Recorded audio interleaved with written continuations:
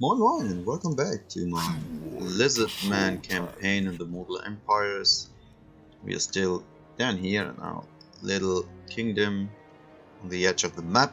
So awesome start location because you have like a safe area, and later on all of that isn't yet in the game, so that will come with the third installment. Over here would be like the cows dwarf starting position, and with a bit of luck I mean they haven't increased the size of that map, but I hope that the ogres come in with the mountains so that they do like a mountain stretch over here this part, so that desert and that plains would be a bit smaller than they are in the lore. But oh no, stay there.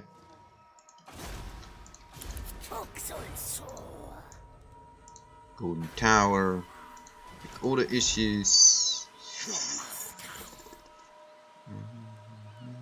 income.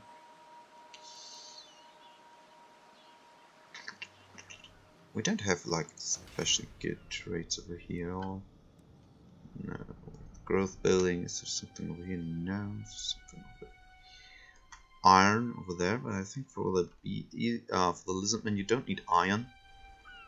Lamia has a special building for many units, so not only for the vampires. It's not that it's now set. There's Death Gorge already, so we will soon take care of Clan Moors, war with Clan Moors. But for now, let's just return. So one turn for lots of crafts. Could upgrade things. Do we really need to? Doomblade. I've just conquered that. They're conquering that.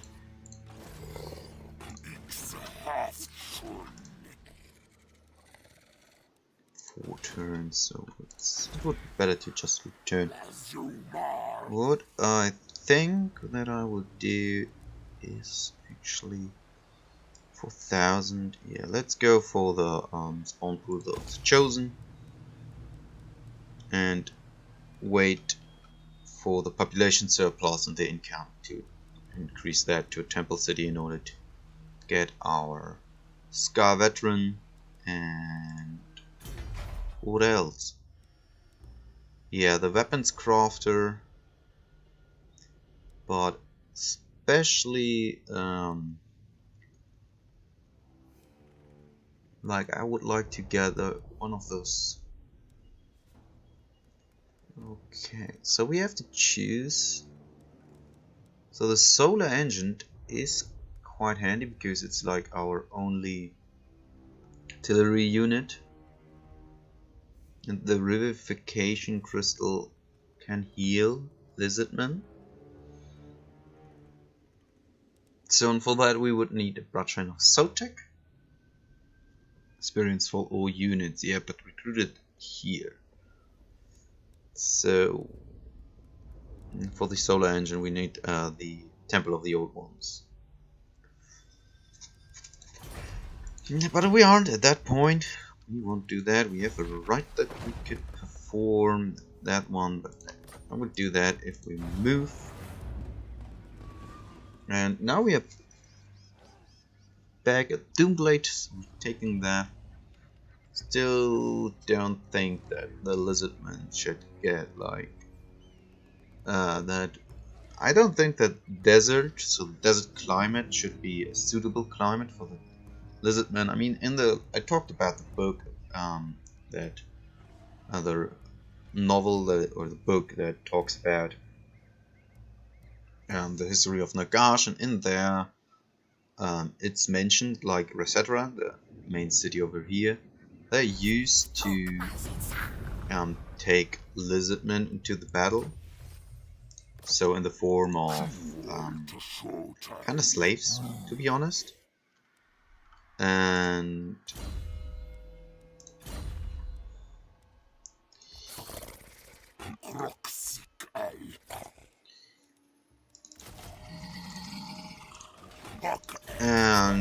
for that purpose they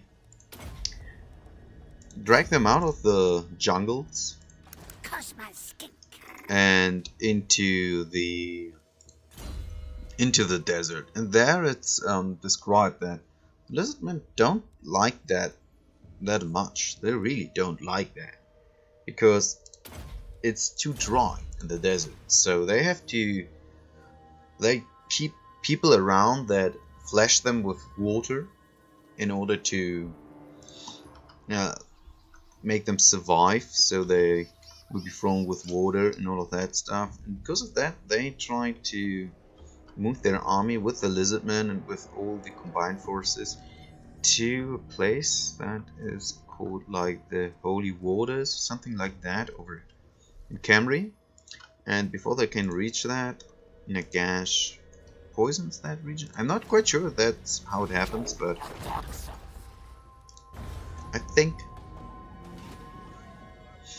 we will have to end some turns in the hope that the vampires will drive back the armies of our neighbors nicely tucked. So Silverhost is quite powerful, still quite powerful, considered quite powerful. So from the balance,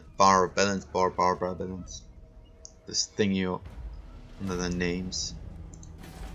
Let's upgrade that one, of course. You will try to stay within our territory. Solibaras is undefended. Marak, Lamia, I like that. I'm really happy to read all of those names, and I will feel like a little boy when Camry finally arrives. I don't know. I mean, you have to imagine that I was like 13 or 14 when I first bought my first package of Tomb King skeletons, and I was like, wow, man, that's so awesome. I started with the Lord of the Rings figurines because in Germany they had them in a magazine. So there was a special magazine from GW explaining how they're painted and with like a very dumbed down version of their rules so that you could start. And I think that the first one were only goblins and you could just play with them. And for us it was awesome because my mother bought that first one, that was the cheaper one, for me and my two brothers. And I painted all of them, and I had like, I think you had like 15 goblins in there. Well, let's say less, but we had 3 times that there was that I don't know to tell you. So we have way more goblins. And after that came a magazine with the defenders, the old defenders, so like the last defenders of Middle Earth, or ancient Gondorian footmen, and those cool looking golden armored high elves with their two-handed swords and their bows and all of that. So I want to check out. Yeah, they're still doing that. I really hope that they fail. No, they succeed in conquering that.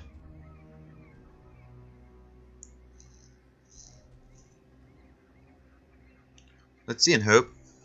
No, and yeah, I started with a lot of the ring figurines, and later on those magazines become way more expensive, so they started with so stupid dwarves. They started like, I think, half price, something like that, so to hook you. Good way to do it. I mean, I was hooked.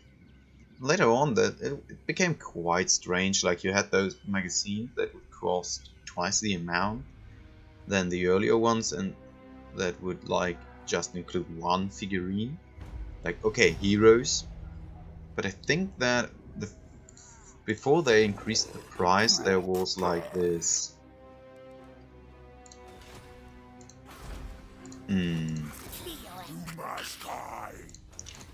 Like there was 1 or 2 magazines, one with Frodo and Sam, the other one with not Merry and Merry and Pippin. So that was nice because it was like, oh cool, yeah, like that. So you had some heroes and you had like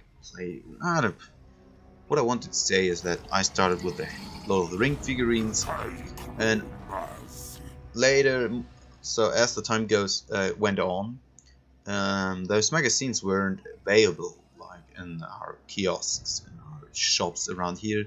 So we went to the Fantasy Reich. So not the Third Reich, not Drittes Reich. Not it's called Fantasy Reich. Fantasiereich was like your fantasy shop over here. They're still here. They don't sell any GW stuff anymore. Only books and costumes. But back then, for me, it was like an awesome place because on the top there were all those costumes and many of the books they had, and like those weird stuff people put in their homes. I want to get wood for no. Public order. And like little figurines of dragons with glass cubes and all of that. So crazy stuff, and mature people standing around there. And that was the place I know. And then you could go down a ladder to the cellar. And in there they had all of the Warhammer stuff. So all the packages. And I was there for the Lord of the Rings, but that was my first contact with Warhammer. So I was there, so yeah, they had a Lord of the Rings stuff, yay! And then, oh shit, what's that? And then I saw all of this awesome, magnificent stuff, like dinosaur people and Aztec armor. Like, shit, yeah. And like undead Egyptians. And I was blown away. And then Beastmen. To be honest, in the beginning I thought that the Beastmen were good guys. Or at least neutral guys. It was a funny story. I started buying like Camry stuff. And then I bought like the armor book. The army book of the Beastmen. One package of normal Gors and Ungors. And yeah, I don't want to do something against him. I will just let him stand here. At the turn, I'm collecting income. Yeah, and I bought all of that, and one unit of Centigals. And in my head, I thought, oh yeah, they are Beastmen. They are those neutral kind of Beastman looking things that live in the woods and defend the woods against like the intruding orcs and humans. They are kind of this tribal thing, just through, like, well, looking through the pages like, oh yeah. And then I started reading that, and I realized like, shit, those guys are like batshit insane chaos worshippers. This was my first contact with the lore, to be honest, because before that, I haven't read too much of my Tomb King's army book, like for some units and that, but after that I realized like, oh, maybe I should read all of that, and I've read like the most, or a very big portion of the Beastman book, and then my brother bought Lizardmen units and a Lizardmen army book, and from there I was reading a blog about the Lizardmen. That was my start into Warhammer. So now back to our campaign. They are still 3 turns before surrender. Do we want to stay here and wait until they bash their heads in, or will we just go for Liberos? I mean, I would hope that they think that they can conquer Merak easier because it's closer than Liberos. I think that I will go for that for now. Like, try to rush Liberas. Wait. Do I have movement left with you? No. So we will just risk that.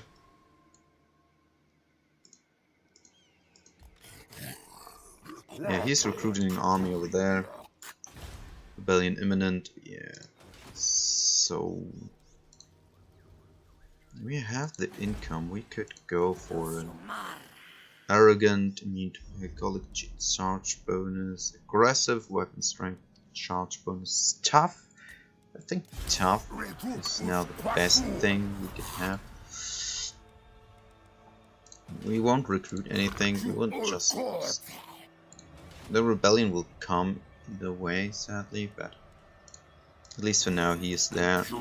I could have done that earlier, given him like 2 or 3 units, then left.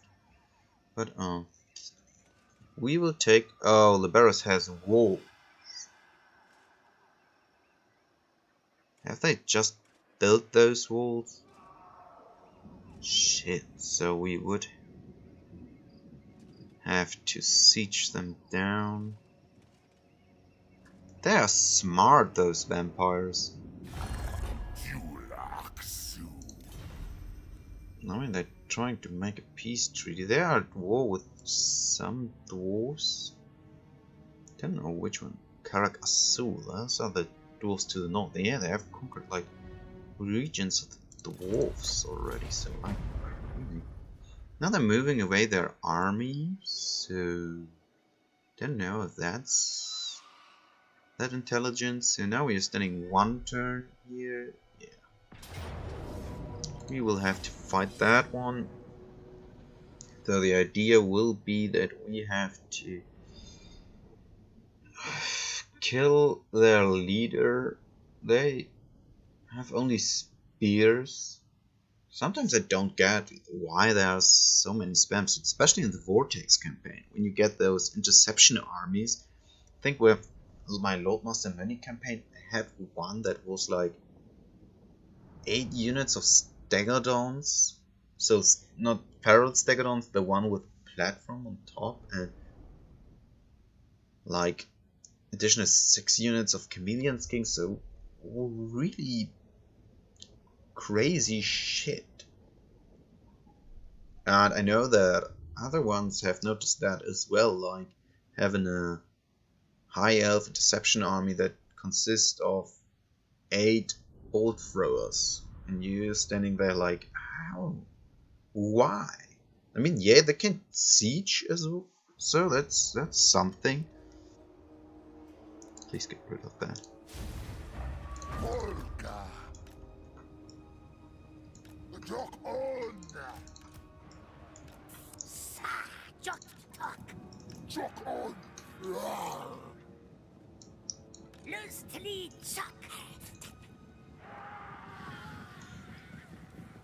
So I don't know if I really want to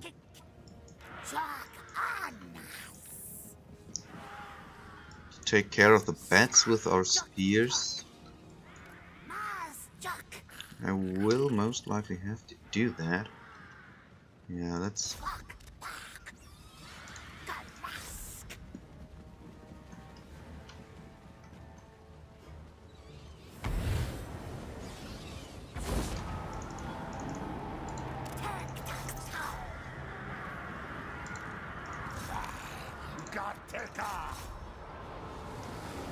Let's charge. The Lizardmen.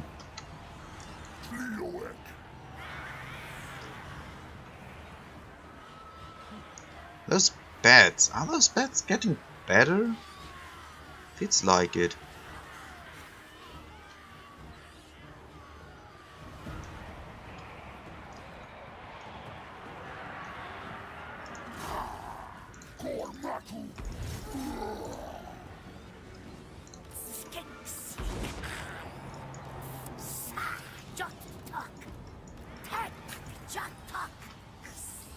Are they fucking kidding me?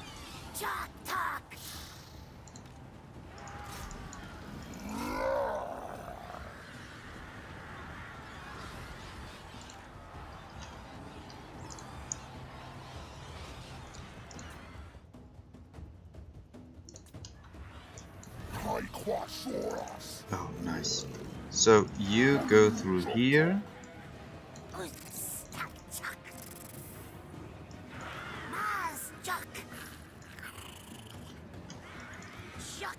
They're doing quite well.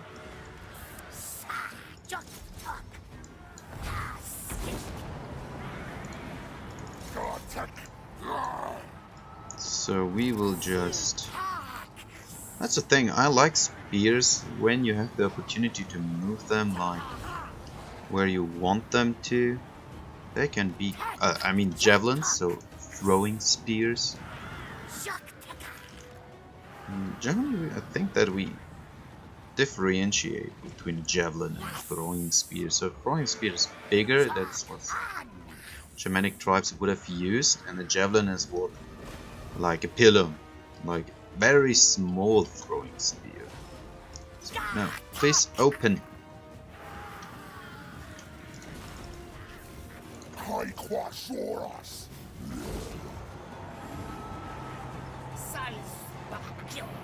Bye bye.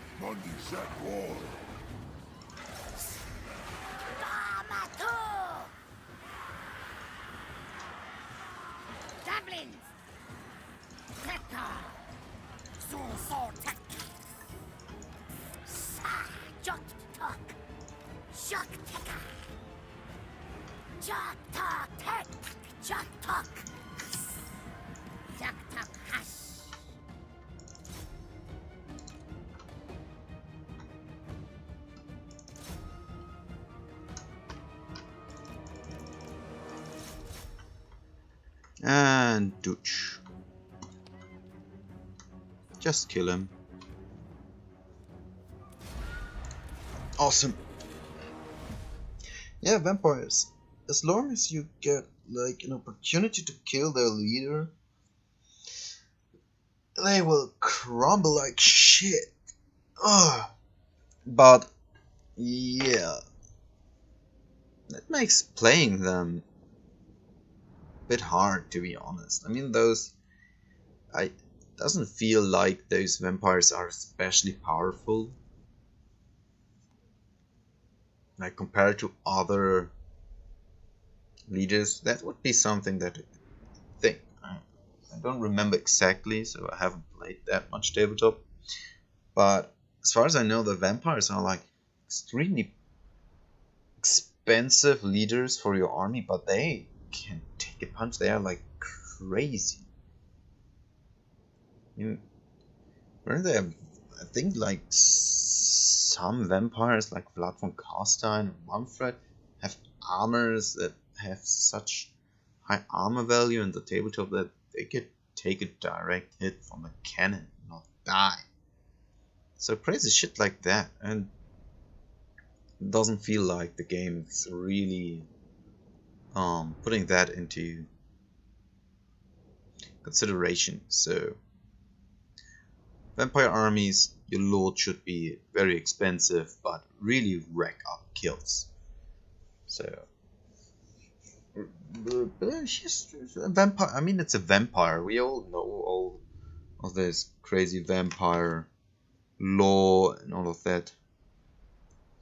But it doesn't really feel like that.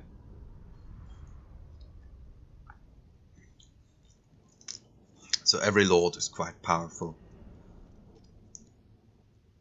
Come on.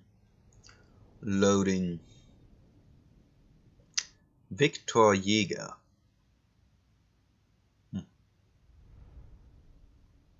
I'm happy that we could defend them. That can be something really... We will take on additional income. It's considered a heroic victory. So maybe he leveled. Yeah, he leveled. So we will actually take Route Marcher. Let him stay there. They're still besieging that. They have a big army over there. So let's hope that they'll do something. The green bit's black dog from the destroyed by the Arachnogs. The Arachnogs have like territory, don't they? No, they have lost their territory. So yeah, it's just standing there idle. So we have lost a bit. Yeah, we have the Feral Stegodon.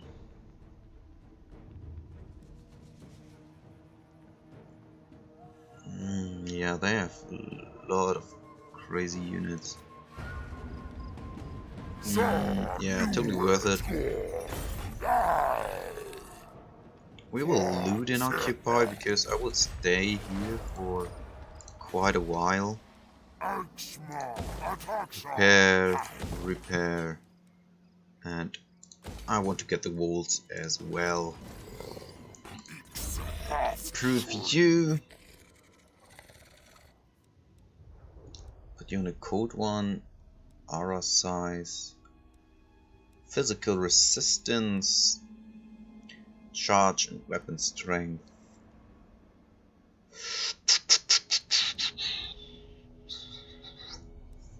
Feral beast. Weapon damage for stegodons. Skirmishes. Do I even have? Yeah, I have a few skirmishes, but I have a lot of Saurus warriors. You will always have a lot of Saurus warriors, to be totally honest. But I think that I want to put him.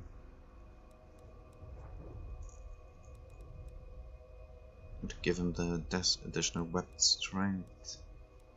Yeah, let's do that. We have to upgrade him at some point. So that gives me just 6 income. The wall, public order building, that would be genius.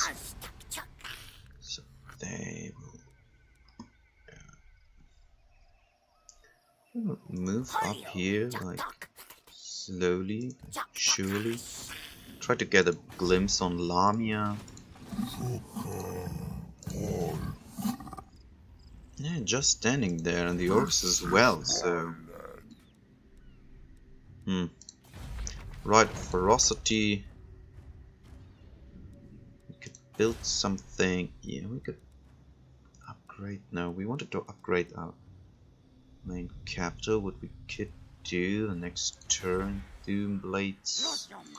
Golden Tower. Yeah, we have to. 5 public order, and it's only 1,000. Yeah, we'll definitely take that. It will take like additional turns now to... Yep, I don't want to get that.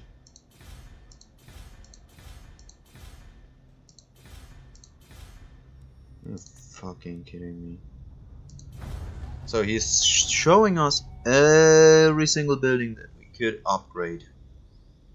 How annoying. How very annoying! Clan Moors, Clan Avaland. Avaland are at war with the Greenskins. That's a traditional war over there. I'm really happy to fight orcs. I really liked fighting orcs with the Beastmen, and it was very fun, very much fun. So, for every one of you that haven't tried, you don't have to finish that campaign. I didn't do it either. But play Malagor, you start in the middle of the Badlands. You're fighting against those savage orcs. After that, you have to fight like the normal orcs, a lot of them, and then fight dwarves. It's it makes a lot of fun. It's different than fighting humans, even though I couldn't even compare that because I haven't played the Beastmen since then. So we will keep all of that the same. 1 turn for the wall. So let's go Yeah. Wait. So he has nothing in Lamia? Yeah, he has nothing in Lamia. He has tier 3. Yeah, so Lamia is quite well defended. We would use bigger army in order to get rid of that. But good to know. So it's important to really keep that. I mean, how many turns until they surrender? It's just one turn left until they surrender. So we'll stay here. Take 2 turns to recruit something from that pool. 2 turns of research rate left. I'm making less money. So I have to make a cut here, so see you on the next part.